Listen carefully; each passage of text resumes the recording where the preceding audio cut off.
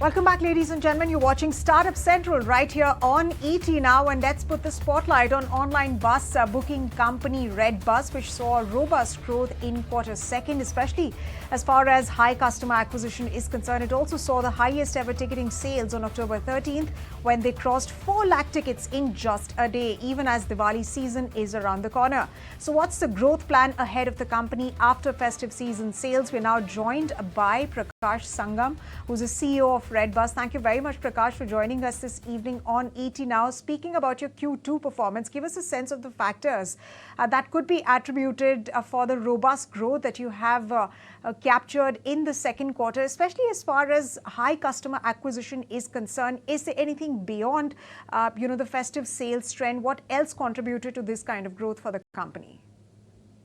I want to clarify that my comments are specifically about the bus business, which is represented by Redbus in our group. So my comments are specific to the bus business. Okay.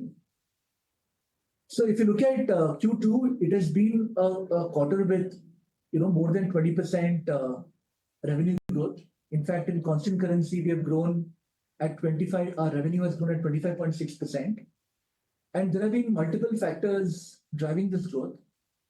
The first one has been that the demand environment has been quite positive in Q2. Typically, Q2 is characterized by a low season for the travel business because you are coming out of the seasonally high Q1 business. So all the summer vacation travel is done, and Q2 is typically lean. And then there are typically weather events, etc., also that cut down occasions for travel, right? But this time around, what we had seen is that July had a lot of muhurats, etc., which this time did not happen in May and June. It had got shifted to July. Some high-profile weddings also happened in July, like we know.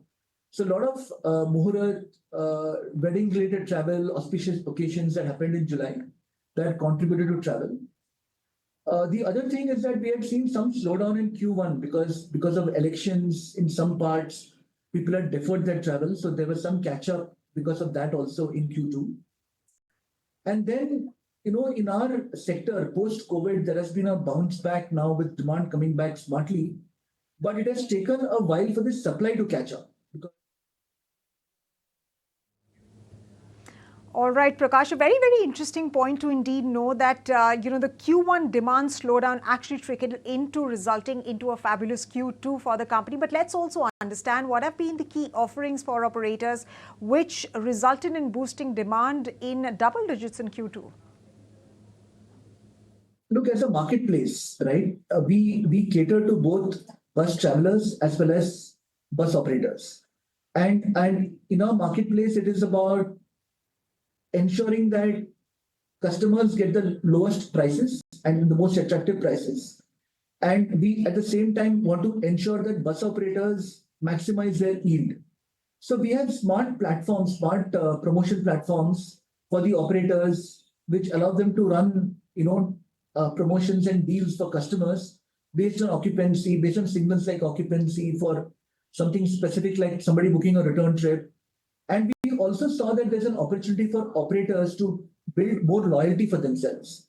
So we had launched a platform called Trip Rewards where bus operators could incentivize travelers who are traveling with them by giving them a free ticket.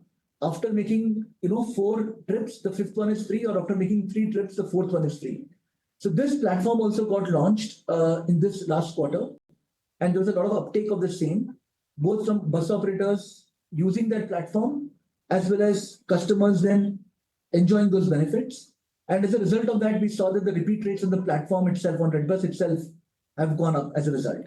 And bus operators have enjoyed more loyalty, and customers have got lower prices. So it's like a nice win-win-win for everyone.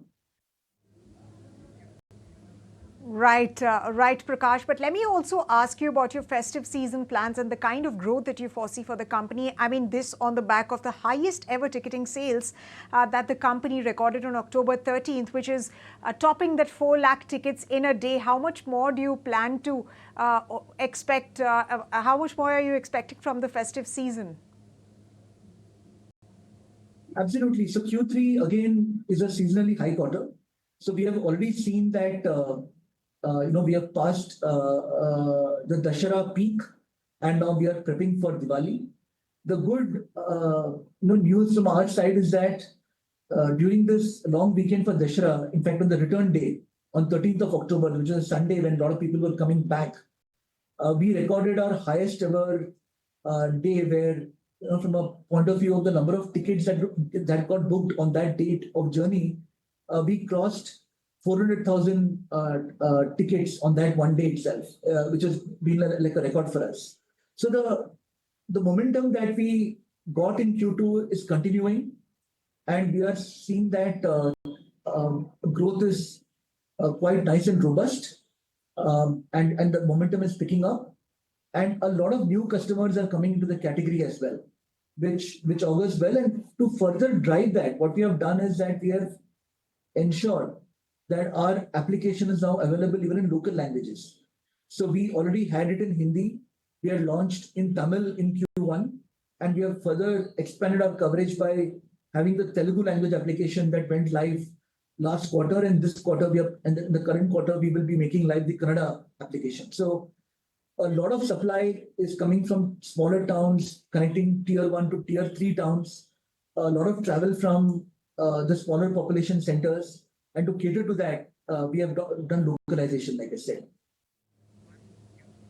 Absolutely, Prakash, and that's a fantastic move to actually spread yourself out into other regions as well via local languages introduction, and that definitely is going to even boost your business further. But one final question before we let you go. We see a lot of activity happening on the D Street.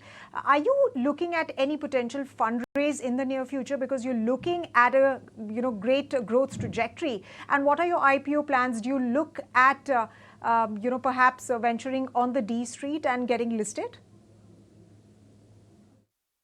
As you would know that Redbus is a part of Make My Trip Group, and we are already listed in NASDAQ.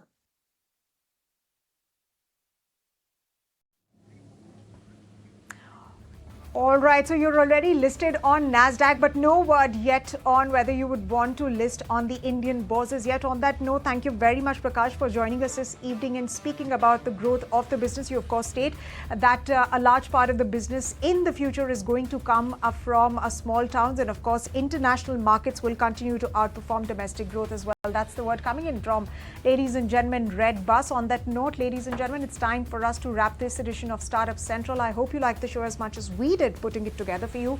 Remember, you can always write into us at suc@etnow.tv with your feedback and what else you'd like to watch on the show. Goodbye on that note, and thanks very much for staying with us.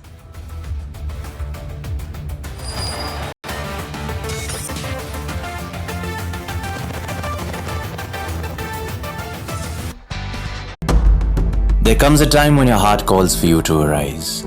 Plant your feet solid into the ground. Decide your own limits, and then break right through them. Become something more. It's my time to rise.